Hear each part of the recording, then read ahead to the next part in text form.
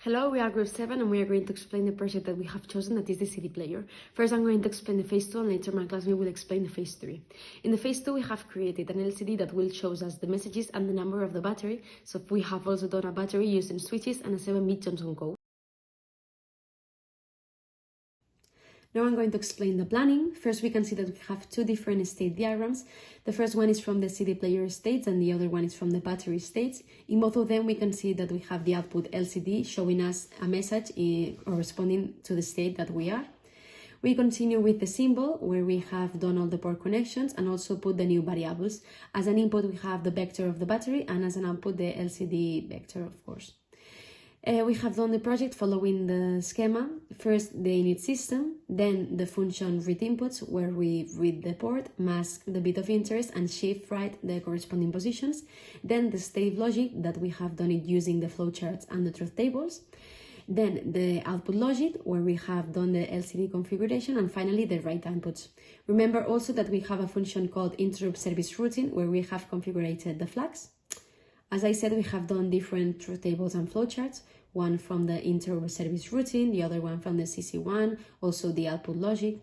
You can see them in more detail in our report. To start the development, I'm going to explain first the hardware. Okay, this is the LCD display, the LCD outputs, and the battery switches and the battery input. If we go inside the chip, we can see the different connections that we have explained in the planning. Now to explain the software, I'm going to show you our code. There are a lot of things, but the important things that you have to pay attention is that here are the functions that we have explained in the planning. Here is the variable of the battery and here the variable flag of the LCD. In the init system, we configure all the variables and the flags to 0 because we are in the idle state, that in our case is the open state. In the state logic, we follow the flowchart and the truth tables with the different cases, but in every case we have to put the bar LCD flag to 1 because this will allow us later to write the messages. In the output logic, that is the important function in this case, we say that if the bar LCD is 1, that it is 1 because we have configured above, we put the LCD clear and LCD home, that means that we are going to start to write. And we do the different cases. In the case open, we put the LCD put and we put the message that we want, that is the open mode. In the stop mode, play mode, and in the pause mode. Here we write LCD home 2, that means that we are going to do another message that will indicate us the battery state, okay? These numbers right here are the number of switches. If there are 1 means that none of them are connected, that's why we have the battery empty. And if we start to put zeros, means that the battery is this way is increasing because 0 means that the switch is connected. So we have explained all the case. If all of them are connected, the battery is full. And if we do a configuration that doesn't make sense, you will see an LCD put that battery error message.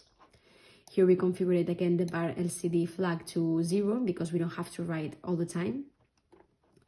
In the function of the interrupt service routine, we don't have to do anything, but in the phase 3, we will have to configure some things.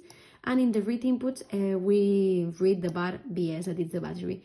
We separate it in 2 parts because in the middle of the per se we have an output, but it doesn't matter because right here we put it all together. In the right outputs, we don't have to do anything. So if we start to do the step-by-step testing, okay, first I'm going to put it right there. Vale. And now we are in the open mode, as you can see, because the switch is open. If we close the switch, we are in the stop mode. If we do 1 click in the play mode, another click in the pause mode, and if we open again in the open mode. Now, as all the switches are connected, we have the battery full, and if I start to disconnect them, you can see that it decreases. If none of them are connected, the battery is empty. And if I do a configuration that doesn't make sense, we have a battery error. That's all, and now Iker is going to explain the phase 3.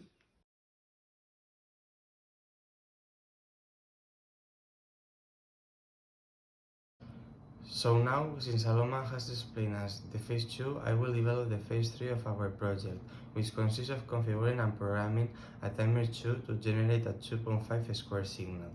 That way the LED will be flashing intermediately when it is in a stop state. Here we have attached an image where you can see the timer 2 peripheral.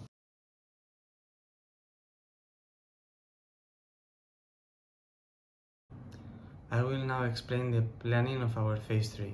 First of all, it is necessary to know that both the pin configurations on the hardware side, as well as the read inputs and write outputs functions on the software sides are exactly the same as in the phase 2.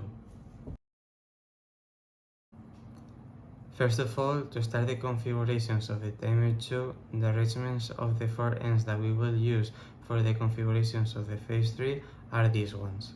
The N1 is going to be 16, the N2 is going to be 2050, the N3 is going to be 8, and finally the N4 is going to be 25.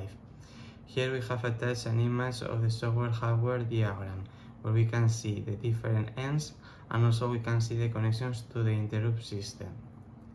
Next, here we have the state diagram minimally modified, with the new setup and stop states of the timer 2, as well as the new variables used.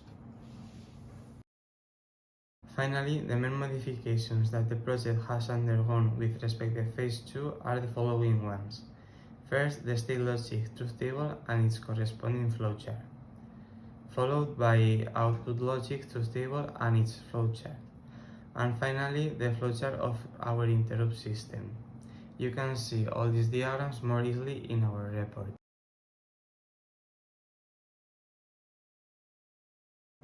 Now I will explain you the development of the phase 3 of the CD player. Starting with the hardware part, if we go to the proteus of our project, we can see that there are no modifications, except the incorporation of a oscilloscope that will help us to check the blinking of the LED if we are on the stop state. If we go to the child sheet, we can see that there are no modifications either. This is because the modifications that we have added to be able to configure the timer 2 are developed in the code that we are going to use on the MPLAB. The next step is to make a code in C to be able to introduce it inside the MPLAB program, from which we will obtain a code document that we will introduce in the previous Proteus project. The code begins with the new variables needed for timer 2, prescalers, protectscalers, etc. And we have also defined some auxiliary variables that we will use during the coding. Here we have the loop of the program, and then the function of the init system, where we can see that we have not modified practically nothing, except in the end of the function where we have configured the initial state of the timer. If we configure with the code, we arrive to the state logic function, where, as we can see, we have activated the timer 2 on in the cases where the next state is the stop. For example, this is open and also this play state. In the output logic function, we have modified the end, whereas we can see when the bar count timer 2 flag is activated, the LED will start blinking. Finally, we find one of the most important functions of the program, that is the interrupt service routine.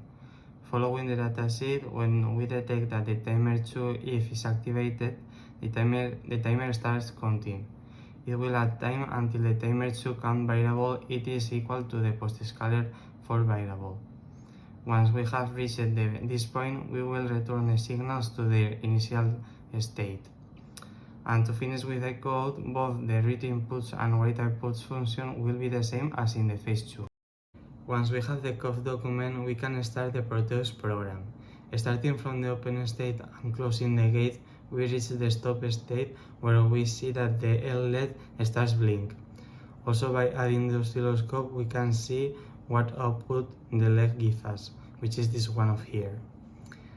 Finally, if we add cursors, we can see that the period time is 400 milliseconds, while the time in which it is activated is 200 milliseconds, which is what we want to obtain.